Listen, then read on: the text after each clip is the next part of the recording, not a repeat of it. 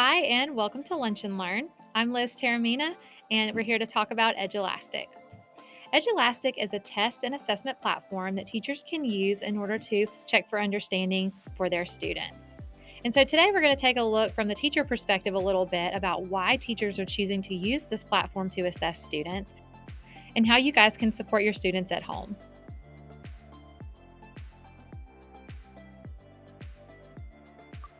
My name is Julie Viguerie, and I teach at the secondary level. I use Edulastic for my students' assessments. I really like the fact that I can choose different types of questions. So multiple choice, drag and drop, fill in the blank, other kinds of tech-enhanced questions that they can have. I can also accept alternate answers from them, which is great.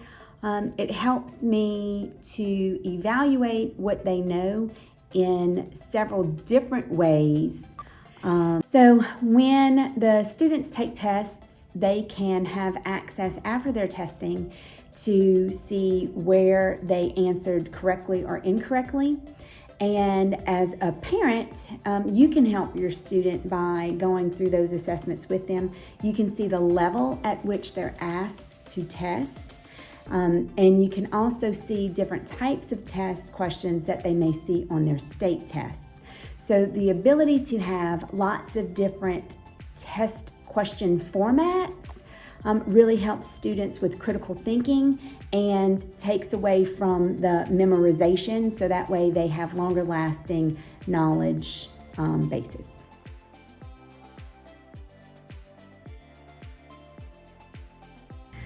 Hi, my name is Christy Moorhead, and I teach at the elementary level in our district. And as an elementary teacher, there's many reasons that we like to use Edulastic for one of our online platforms. One of the reasons that we like to use it is because of the instant feedback that we can get as the teacher while students are testing, so that we can make instructional decisions immediately and use it as a formative assessment, so we don't have to wait longer to get feedback to students or for us to adjust and provide them more support or more instruction on something that they need. We also like to use Edulastic because it offers a large variety of test question formats. And so this allows us to, depending on what content we're practicing or assessing, we can have students to demonstrate their knowledge and apply the knowledge in a variety of ways in those questions. This is helpful to meet the students' needs and how they might communicate what they know and what they're able to do, but it's also helpful at the elementary level as students are just beginning to learn to take standardized tests and to anticipate and know what to do on different types of questions that they might encounter. So we can include different types and different ways they might see questions on other assessments that they might take when we cannot offer them the support we normally would in the classroom. So those are some of the main reasons we like to use Edulastic, and that we do as I mentioned the instant feedback, but as we do use that in the classroom and as we look at how students have done on tests, if we see that a student maybe isn't doing as well or demonstrating what we think that they are able to do or what they know, it has a feature where we can redirect the test back to them and either give further instruction or provide support or accommodation they might need for them to have another attempt or another try. So if you're looking at your students' data on Edulastic and you see that there's more than one attempt at the assignment, chances are that's what has happened. That's what we often do here. Edulastic's great since you can access it at home as a parent, because as we always try to partner with our families at home, this is just another tool that you can easily access to get that data. The way questions might be worded for students as you're helping them study or prepare for things, you can see that at home. So these are just some of the main reasons that we use it. And as a parent myself, it's helpful to be able to access it and look at it for my own children at home too.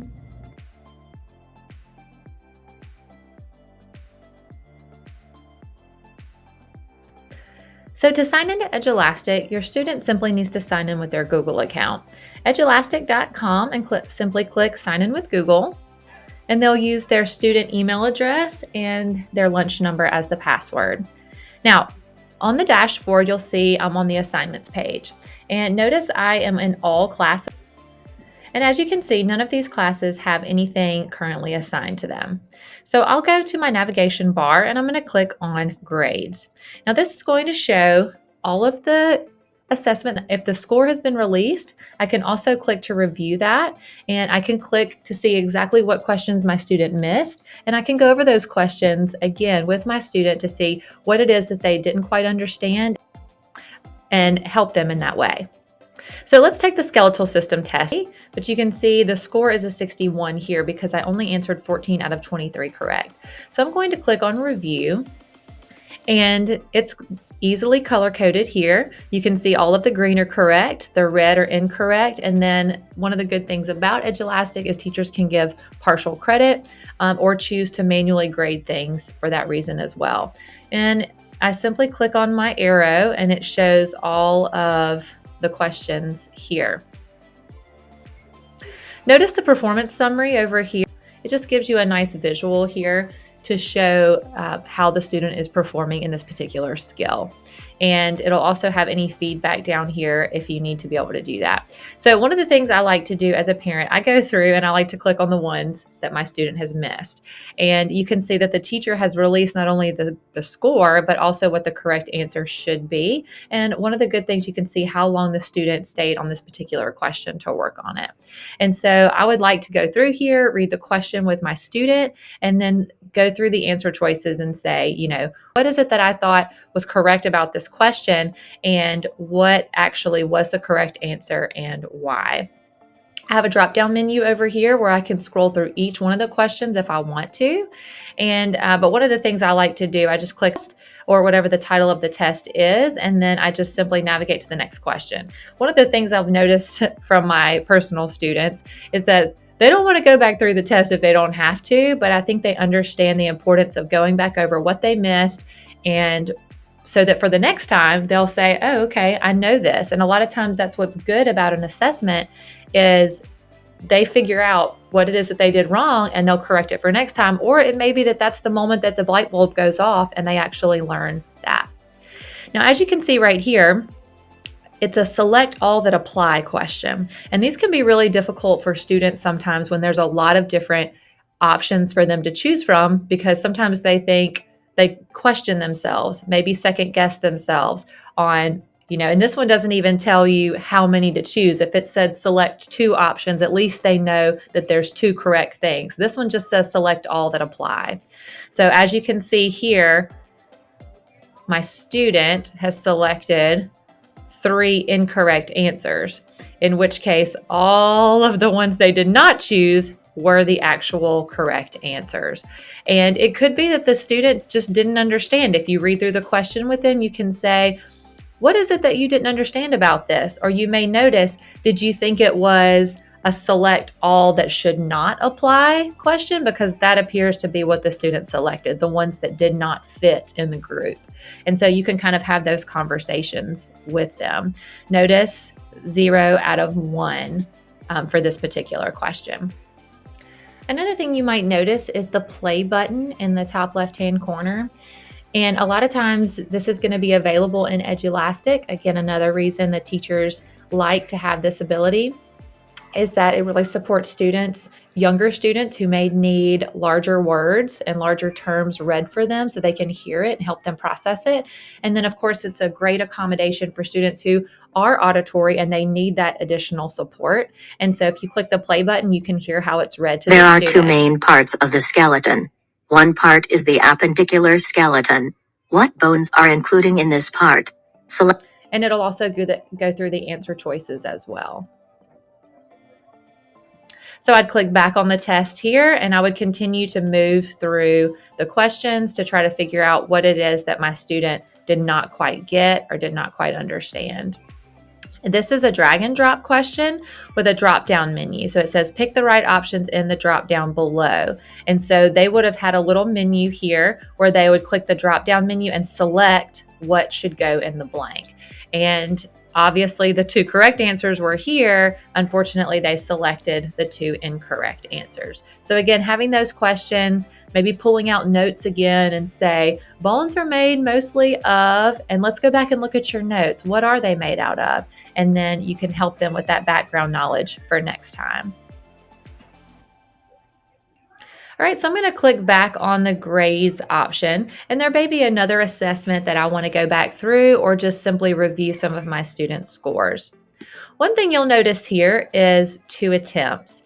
And this is one of the things that teachers really like is that they can have immediate feedback. They're watching a live dashboard that helps the teacher to see, are my students generally answering the questions correctly, or am I seeing a lot of red boxes that tell me, the student's getting a lot of things wrong? So they can either immediately redirect, or they can simply say, you know what, we didn't do good that time. Let's come to my table. Let's talk about this, or let's have a one-on-one time about what's going on. And then they can give them a second attempt.